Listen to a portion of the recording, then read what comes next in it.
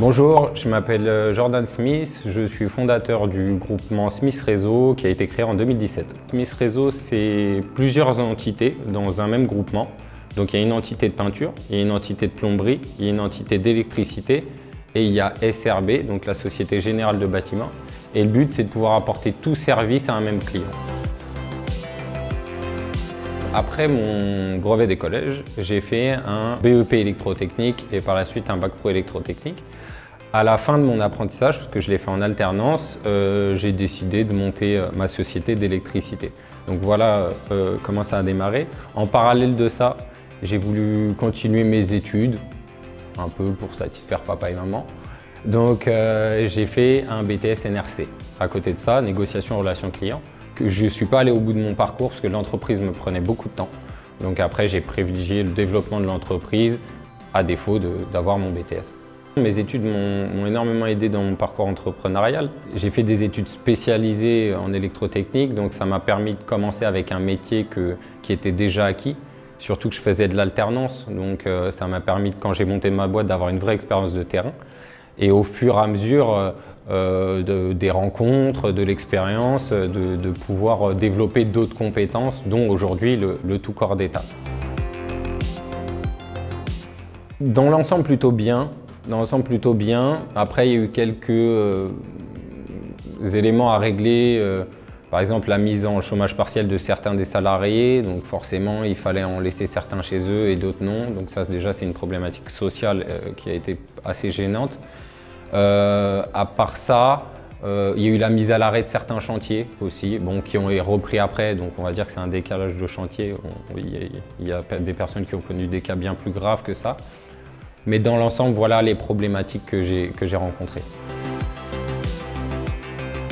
Moi, le confinement m'a donné une leçon, c'est le fait de se diversifier. On était en train de s'éloigner du particulier pour aller plus vers le professionnel, mais au final, pendant le confinement, c'est plus le particulier qui a été réactif, contrairement aux professionnels qui, eux, étaient face à leurs difficultés.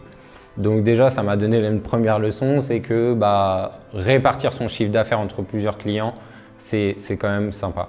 Effectivement, on a dû s'adapter aussi à la situation avec les contraintes sanitaires, donc forcément on a dû investir dans des bidons de gel hydroalcoolique, dans des masques. Forcément, on a des équipes qui sont 3 dans des véhicules 3 places, là forcément ils devaient se déplacer à 2 véhicules.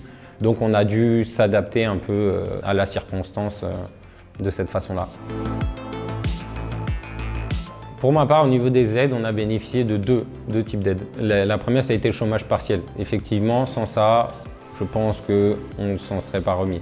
Avec les charges salariales qu'on a en permanence, on n'aurait pas pu se permettre de garder des salariés sans pouvoir les occuper tous les jours. Donc ça, la première aide, on en a bénéficié et elle est plutôt satisfaisante. Sur la deuxième aide, il y a eu le PGE. Le prêt garanti par l'État, nous on a pris un PGE pour justement, du fait qu'on a perdu quand même une perte de chiffre d'affaires, ça nous a permis de combler cette perte de chiffre d'affaires.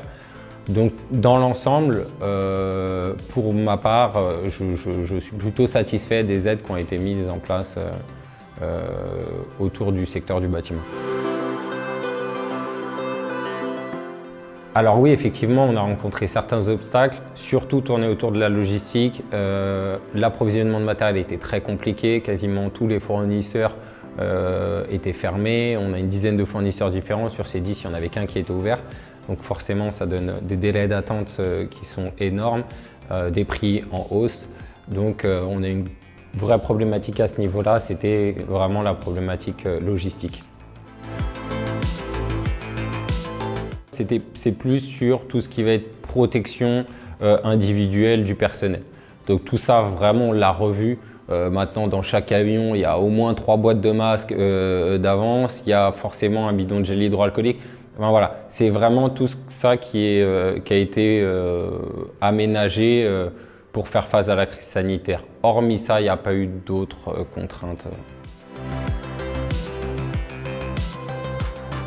Avec le déconfinement généralisé, l'avantage, mais qui peut également être un gros inconvénient, c'est que du coup, les personnes seront moins chez elles.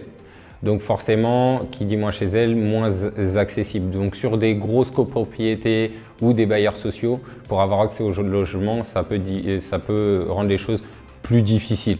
C'est pour voir le côté négatif de la chose, mais je pense qu'il y a beaucoup plus de choses agréables à voir avec le déconfinement que ça. Alors oui, effectivement, on s'attend à des changements assez conséquents pour les années à venir. On cherche à développer les sociétés spécialisées internes au groupe, les sociétés les plus jeunes, donc notre société de plomberie et nos sociétés de peinture, qui avant étaient des pôles rattachés à l'entreprise générale de bâtiment. Donc forcément, on est en train de développer ces entreprises, donc il y aura des embauches dans les mois et dans les années à venir dans le secteur peinture et dans le secteur plomberie.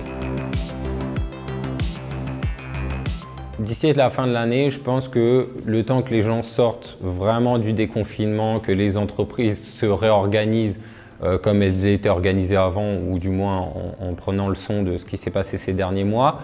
Donc je pense que ça va être, on va dire, assez calme d'ici à la fin de l'année, mais je pense vraiment qu'on a des belles années devant nous avec les différentes lois qui sont sorties, notamment sur la rénovation énergétique ou autre. Qui va permettre de donner un vrai élan pour relancer le bâtiment et permettre plusieurs années assez confortables dans ce secteur-là autour de nous.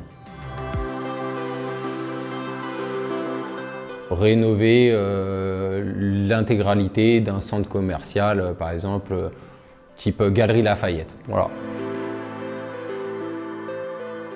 Alors, costume 3 pièces, mais on n'hésite pas à se mettre à genoux s'il faut aller mettre la main à la pâte. Mais écoutez, lancez-vous, échouez, mais n'abandonnez jamais. Un grand merci à toute l'équipe Artisans en béton, c'était Jordan Smith. Salut!